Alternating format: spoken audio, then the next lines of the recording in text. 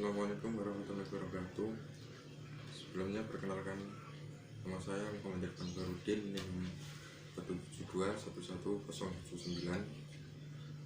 Di sini saya akan sedikit menjelaskan mengenai sebuah bantuan hukum non litigasi. Kemarin sudah disinggung mengenai bantuan hukum litigasi, sekarang di sini saya membahas mengenai hukum non litigasi. Mengenai bantuan hukum non litigasi itu seperti apa? Di sini nama kelas saya yaitu menyelesaikan sebuah hukum di luar pengadilan. Jalur non litigasi ini dikenal dengan penyelesaian sengketa alternatif. Kemudian dalam perundangan Indonesia, pertama dalam penjelasan pasal 3 Undang-Undang Nomor 14 Tahun 1970 tentang ketentuan pokok kuasaan kehakiman.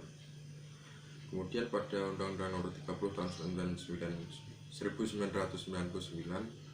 tentang arbitrase dan alternatif penyelesaian sengketa, pasal 1 angka 10 dinyatakan, yaitu alternatif penyelesaian perkara adalah lembaga penyelesaian sengketa atau beda pendapat melalui prosedur yang disepakati para pihak, yakni penyelesaian di luar pengadilan dengan cara konsultasi, negosiasi, mediasi, atau penilaian para ahli. Kemudian selanjutnya yaitu mengenai pemberian bantuan hukum secara non litigasi, meliputi yang pertama yaitu penyuluhan hukum, konsultasi hukum, investigasi perkara baik secara elektronik maupun non elektronik, penelitian hukum, mediasi, negosiasi, pemberdayaan masyarakat, pendampingan di luar pengadilan, drafting dokumen hukum. Dalam hal ini dimaksud dalam pasal 30 harus melampirkan laporan kegiatan yang dilaksanakan. Yang pertama, pemberian bantuan hukum wajib melaporkan realisasi pelaksanaan anggaran bantuan hukum kepada Menteri secara triwulan, semesteran, dan tahunan. Yang kedua, dalam hal pemberi bantuan hukum menerima sumber pendanaan selain dari APBN, memberi bantuan hukum melaporkan realisasi penerimaan dan penggunaan dana tersebut kepada Menteri. Dalam hal ini bantuan hukum non litigasi di sini saya mengambil 3. Yang pertama yaitu legal drafting, terus penyuluhan hukum, dan pemberdayaan masyarakat. Yang pertama yaitu mengenai legal drafting. Jadi maksud legal drafting itu seperti apa? Dalam ini legal drafting merupakan sebuah konsep dasar tentang penyusunan peraturan perundang-undangan yang berisi tentang naskah akademik hasil kajian ilmiah serta naskah awal peraturan perundang-undangan yang disusulkan. Sedangkan pembentukan peraturan perundang-undangan adalah sebuah proses pembuatan peraturan perundang-undangan yang ada pada dasarnya dimulai dari sebuah perencanaan, persiapan, teknik penyusunan, perumusan, pembahasan, pengesahan, pengundangan, dan penyebarluasan.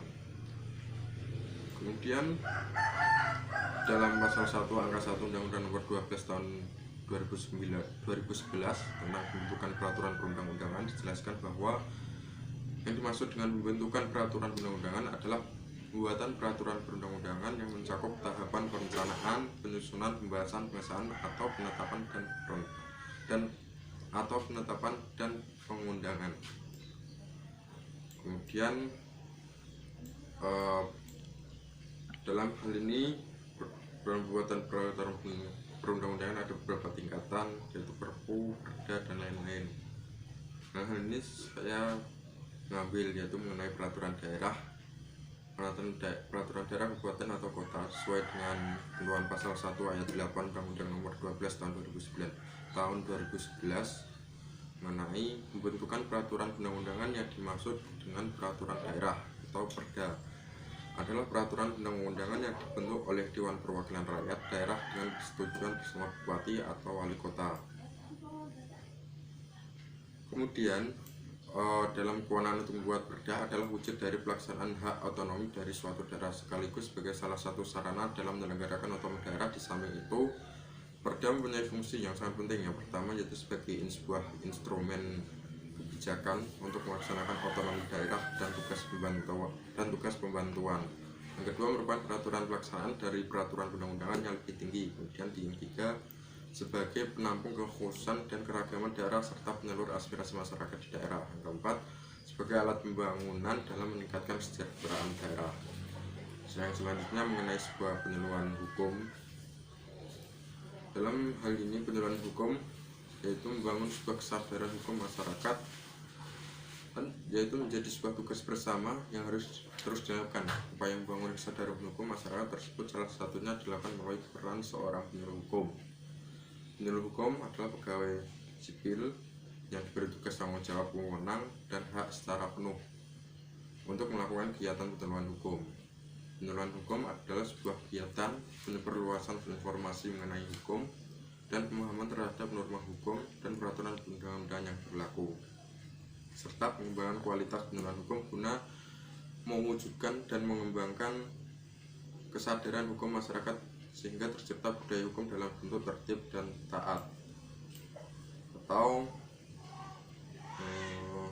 patuh terhadap norma hukum dan peraturan undang-undang yang berlaku demi tegaknya sebuah supremasi hukum.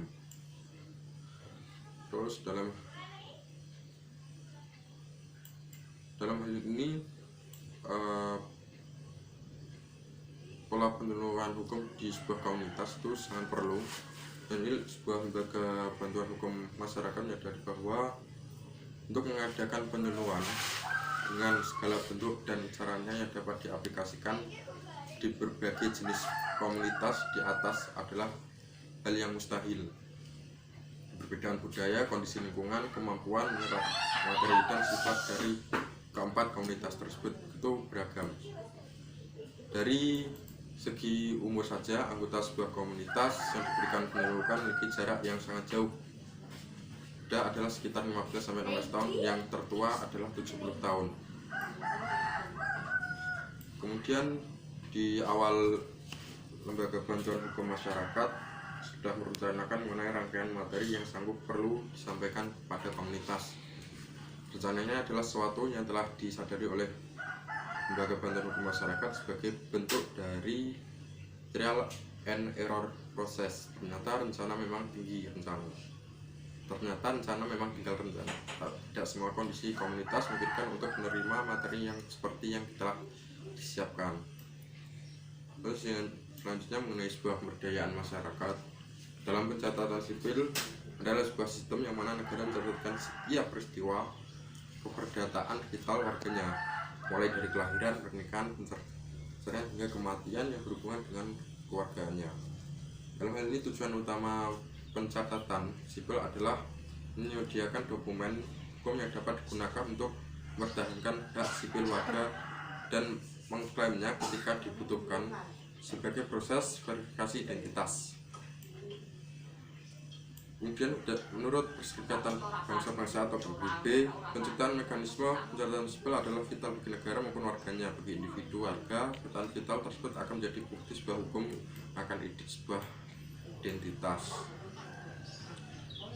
Kemudian sisinya pemberdayaan hukum masyarakat yang baik adalah pemberdayaan hukum masyarakat yang dapat melahirkan pemberdayaan hukum masyarakat lagi dan seperti itu seterusnya, dan tidak pernah berhenti. Memang bukanlah hal yang dapat dipahami secara mudah. Sifat kemultiplikasian PHM memberi kesan sebagai sesuatu yang sangat utopis, hanya sebuah mimpi indah yang takkan mungkin dapat diwujudkan. Namun LBH masyarakat telah menepati satu demi satu langkah menuju pada pemberdayaan hukum masyarakat yang dapat dimultiplikasi. Mungkin itu saja dari sedikit presentasi mengenai bantuan hukum non litigasi. Di sini saya akan sedikit menyampaikan sebuah kesimpulan dari apa yang sudah saya paparkan, bahwasannya untuk sebuah penanganan perkara dan penyelesaian kasus hukum dengan cara memberi sebuah bantuan hukum, kemudian dilayani oleh pemberi bantuan hukum dengan cara di luar pengadilan, sehingga nantinya memberikan sebuah pemahaman tentang duduk persoalan dan solusi terhadap sebuah kasus hukum diseminatif adalah salah satu sifat yang dimiliki oleh pemberdayaan hukum masyarakat. Sebagai sebuah konsep pemberdayaan hukum masyarakat yang baik sejatinya memiliki sifat diseminatif. Eksistensi diseminatif pemberdayaan hukum masyarakat sendiri sebenarnya memiliki kebertautan yang erat dengan sifat budaya hukum lainnya, yakni multiplikasi. Tadi yang mendukung kelangsungan kemultiplikasian budaya hukum. Ketika budaya hukum itu dapat didiseminasikan pada potensi akan dimultiplikasinya akan semakin besar.